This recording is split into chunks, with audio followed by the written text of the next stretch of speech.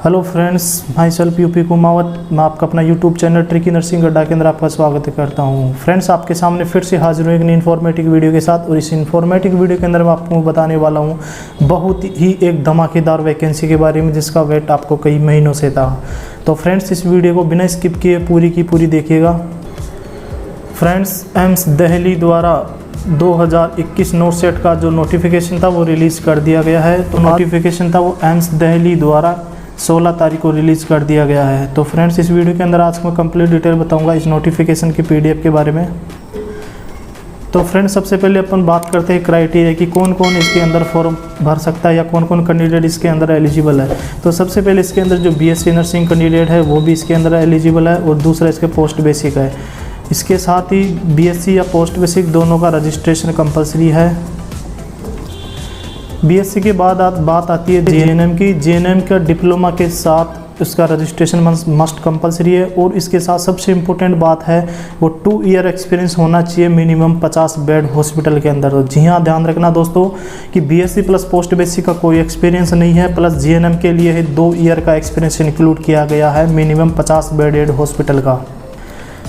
इसके बाद अपन बात करते हैं एज लिमिट की। तो एज लिमिट अब की बार इसके अंदर बिटवीन किया गया है 18 से 30 ईयर के बीच, मतलब एज कैंडिडेट की होनी चाहिए 18 से 30 साल के बीच के अंदर ही उसकी एज होनी चाहिए। इसके बाद एप्लीकेशन फ़ीस की। एप्लीकेशन फ़ीस यदि अपन बात करें जनरल और ओबीसी कैंडिडेट की, तो इसके अंदर उनका 3000 रुपये है। और SC ST और EWS कैंडिडेट का है 2500 रुपये। और पर्सन विद डिसेबल्ड, मतलब कोई भी PH कैंडिडेट है वो एक्सेप्ट है, तो मतलब उसका कोई पैसा नहीं लगेगा, उसकी कोई फ़ीस नहीं लगेगी।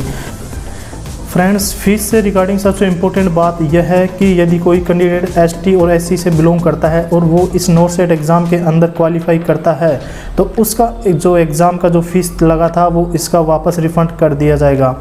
और नेक्स्ट इसके बाद जो एग्ज़ाम जो ऑनलाइन CBT होगा, मतलब नोट सेट का जो एग्ज़ाम होगा वो होगा 20 नवंबर 2021 को सैटरडे के अंदर। तो फ्रेंड्स, एग्ज़ाम डेट भी कंफर्म अभी बता दी गई है कि एग्ज़ाम होने वाला है 20 नवंबर 2021 को। देखते हैं इसकी जो कुछ जनरल कंडीशन के अंदर अपन सबसे पहले इसका फॉर्म भरने का जो प्रोसेस है वो देखने वाले हैं। तो ये जो फॉर्म फिलअप होगा वो होगा ऑनलाइन द्वारा, मतलब ये ऑनलाइन, ये फॉर्म का जो मोड है वो ऑनलाइन होगा, ऑनलाइन ही भरा जाएगा।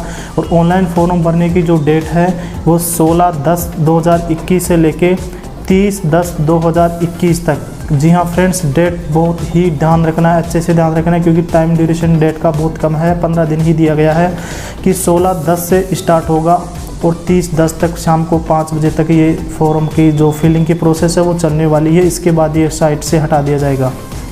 नेक्स्ट, इसके बाद यदि किसी कैंडिडेट की यदि फॉर्म भरने के अंदर कुछ मिस्टेक हुआ है तो उसको करेक्शन के लिए भी 2 दिन का टाइम दिया जाएगा, क्योंकि लास्ट डेट है वो फॉर्म भरने की 30 तारीख है और करेक्शन डेट है वो 31/10 है और 1/11, मतलब 2 दिन का उसको टाइम दिया जाएगा अपनी करेक्शन को सही करने के लिए। फ्रेंड्स, नेक्स्ट देखते हैं अपन कैंडिडेट अपना जो भी फ़ोटो है, सिग्नेचर है और थंब इम्प्रेशन बिल्कुल क्लियरली ही जो इंस्ट्रक्शन दिए गए हैं उनकी जो भी इमेज का साइज़ है, इमेज का बैकग्राउंड है, उसके हिसाब से ही उसको अपलोड करना होगा। क्योंकि हमेशा ध्यान रखना जो इमेज होती है वो वाइट बैकग्राउंड के अंदर ही अपलोड होती है। यदि बैकग्राउंड चेंज रहा वाइट के अलावा तो फॉर्म कैंसिलेशन कर दिया जाएगा। जो एज रिलैक्सेशन का जो काउंटिंग होगा वो लास्ट डेट के अनुसार होगा। फॉर्म की लास्ट डेट कब की है उसके हिसाब से वो एज उसका काउंट किया जाएगा किस हिसाब से है। अब जो नेक्स्ट अपना जो एज रिलैक्सेशन किसको कितना मिलेगा कैटेगरीज वाइज वो अब देखते हैं। नेक्स्ट जो SC और ST का कैंडिडेट होगा उसको एज रिलैक्सेशन आफ्टर 30 साल के बाद में 5 ईयर का दिया जाएगा, 5 ईयर का। नेक्स्ट OBC के कैंडिडेट को 3 ईयर का, PWD को 10 ईयर का, PWD प्लस OBC का कैंडिडेट 13 ईयर का, और PWD प्लस SC और ST का कैंडिडेट तो 15 ईयर का दिया जाएगा। और एक्स सर्विसमैन यदि इसके अंदर इंक्लूड किया जाता है तो ये होगा 5 ईयर। तो फ्रेंड, जो ये कंप्लीट जो एज रिलैक्सेशन थी ये थी किसी अनएम्प्लॉयड कैंडिडेट के लिए। लेकिन जो यदि कोई कैंडिडेट ऑलरेडी सेंट्रल गवर्नमेंट का एम्प्लॉय है और वो भी इस एग्ज़ाम को देना चाहता है तो उसका एज रिलैक्सेशन इसके अनुसार मिलेगा। जैसे कोई सेंट्रल गवर्नमेंट के अंदर वो कैंडिडेट इंक्लूड किया जाता है या सेंट्रल गवर्नमेंट हॉस्पिटल के अंदर वो एज ऑलरेडी वो जॉब कर रहा है, वो जनरल कैटेगरी से बिलोंग करता है, तो उसका जो एज रिलैक्सेशन होगा 5 ईयर का होगा। और कोई कैंडिडेट यदि सेंट्रल गवर्नमेंट या सिविलियन एम्प्लॉय है और ओबीसी कैटेगरी से बिलोंग करता है तो उसको 8 ईयर का उसको रिलैक्सेशन दिया जाएगा। और यदि कोई भी candidate central government civilian employ है और वो कैंडिडेट SC और ST से बिलोंग करता है तो उसको 10 ईयर का उसको एज रिलैक्सेशन दिया जाएगा। इसके बाद बात आती है कास्ट और कैटेगरी की। तो इसके अंदर साफ साफ मेंशन किया हुआ है कि जो भी कास्ट सर्टिफिकेट जैसे किसी ओबीसी कैंडिडेट का जो बनेगा वो एक फाइनेंशियल ईयर का होना चाहिए, फाइनेंशियल ईयर का होना चाहिए। तो इसके अंदर फाइनेंशियल ईयर डेट दे रखी है 1 अप्रैल 2021 से लेके 31 मार्च 2022 तक का ही वो इस ड्यूरेशन के बीच में ही बना हुआ होना चाहिए। तो फ्रेंड ध्यान रखना, यदि इस ड्यूरेशन के अंदर वो कैंडिडेट का यदि कास्ट सर्टिफिकेट बना हुआ नहीं है तो अपना दोबारा नया बना ले। तो फ्रेंड्स ये बात हो गई कास्ट सर्टिफिकेट से रिलेटेड। अब नेक्स्ट अपन देखते हैं एग्ज़ाम पैटर्न के बारे में। तो एग्ज़ाम पैटर्न जो ऑलरेडी पहले से था वैसा ही सेम रहने वाला है। 3 आवर का एग्ज़ाम पैटर्न रहने वाला है, 180 मिनट आपको मिलने वाली है। इसके अंदर आपसे 200 क्वेश्चन पूछे जाएंगे। 200 क्वेश्चन में से 180 क्वेश्चन तो रहने वाले आपके सब्जेक्ट से रिलेटेड, मतलब नर्सिंग से रिलेटेड, और 20 क्वेश्चन जो रहने वाले हैं वो आपके जीके और एप्टीट्यूड से रिलेटेड रहने वाला है। और वही इसके अंदर नेगेटिव मार्किंग रहने वाली है, 1/3 इसके अंदर नेगेटिव मार्किंग रहने वाली है। और जो पासिंग का जो क्राइटेरिया है वो 50% दे रखा है जनरल और EWS के लिए, और 45% दे रखा है OBC के लिए, और 40% दे रखा है SC ST के लिए। तो फ्रेंड्स ये कंप्लीट डिटेल थी अपनी एग्ज़ाम पैटर्न से रिलेटेड।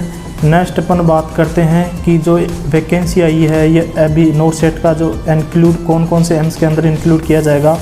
तो सबसे पहले यहाँ पे बठिंडा एम्स के अंदर इंक्लूड किया जाएगा। इसके बाद भोपाल एम्स के अंदर, AIIMS Bhubaneswar, AIIMS BB Nagar, AIIMS Bilaspur, AIIMS देवगढ़, AIIMS Gorakhpur, AIIMS Jodhpur, AIIMS Kalyani, AIIMS Mangalagiri, AIIMS Nagpur, AIIMS Delhi, AIIMS Patna, AIIMS Raebareli और AIIMS Raipur, AIIMS Rajkot, AIIMS Rishikesh और एम्स विजयपुर।